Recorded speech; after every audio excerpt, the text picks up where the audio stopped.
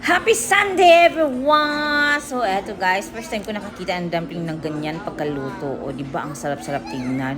Na-amaze ako guys nung nakita ko yan nilapag sa sa table namin. Tinikman ko rin. Ang sarap talaga.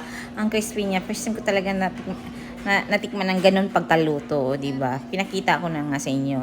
Tapos yun, hawakan ko na. O, di ba? Yung kaka-arty-arty yung pagkagawak. Di, hulog yan. O, hulog yan. O, di ba? Arty pa more. Si, yan na. Kinuha ko na lang yung isa. Hinawakan ko na ng todo-todo para hindi na madulas at saka mahulog. O, yan na. Tinikman ko. Ang sarap, guys. Alam niyo, ang sarap talaga niya. First time ko nakatikim yan sa restaurant na yan. Ang sarap talaga guys. O, tapos yung hot sauce, o di ba? Syempre pag may dumpling, may hot sauce talaga with garlic yun guys. Ay, hindi pala yun garlic guys. Ginger pala yun. Slice with small. O, yan guys. Pinaslice yan ng small. Alam niyo naman, pag Japanese food, mahilig sila sa ginger. Tapos yung slice nila na maliit. Tapos yung chili. Spicy yun guys. Tapos syempre ang noodles, di pa pahuli kasi paborito yun Chloe. Syempre tinikman na rin ni Seth yung mga dumpling na yan. Kinain talaga niya lahat guys yung dumpling. Tinikman na rin ni Seth. Sarap niya yan guys.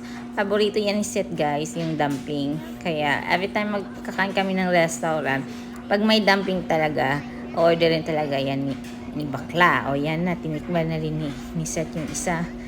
Crispy yan guys. Tingnan mo. Maririnig niyo yan. Diba? Crispy guys. First time ko nakakita ng dumpling na ganyan na pagkaluto.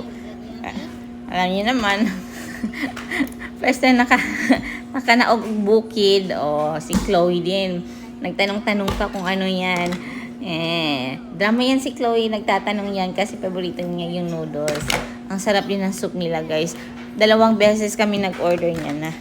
Kasi si Chloe, nasarapan talaga siya sa noodles. At saka si Seth, gusto nila yung sabaw ng noodles. Sarap sila magluto guys. Ayan na yun. Tingnan nyo guys. Tinikman na ni Chloe. Diba? Pagkakain bongga. Higop diretso. Ana na siya guys. Paspas na siya mukhaan. Basta ganahan na siya sa sudan. Paspas kaya na siya mukhaon. Ganahan kaya na siya hotdon yun na niya. Basta ganahan na siya sa sudan. Yan na si Chloe guys. Nag-order din kami ng hindi pa pahuli talaga ang rice guys. Kasi yung dalawa gustong gusto nilang rice with shrimp talaga yan. Pero hindi na yan nakain guys. Tinake out na lang namin yan. Kasi ang daming noodles talaga yung in-order ni bakla. Tapos tinikman ko talaga yung guys. Yan galing yan sa noodles. Ang sarap niya guys. Try nyo rin guys. Pumunta dito sa restaurant na to. Yan pala yung logo nila guys. Pag pumunta kayo sa center, nakikita yan sa labas guys. Tapos sa labas din ng restaurant nila, yan yung nakikita mo bago mo mapasok yung restaurant nila. Yun nakikita mo talaga paano nila ginawa yung mga food nila na dumplings. Sarap guys. Yung shumai, ang sarap talaga guys. Malinis na malinis talaga. Yan rin si Chloe. Yun, the time na naghintay kami. Diba? Bonggang-bonggang hintay. Ang haba ng pila nila sa labas, guys. Yan guys. Sige na. Pumunta na kayo sa South Center, guys. Makikita nyo yan doon. Ang ganda dyan, guys. Yan yung location nila, ha. Bye! Thanks.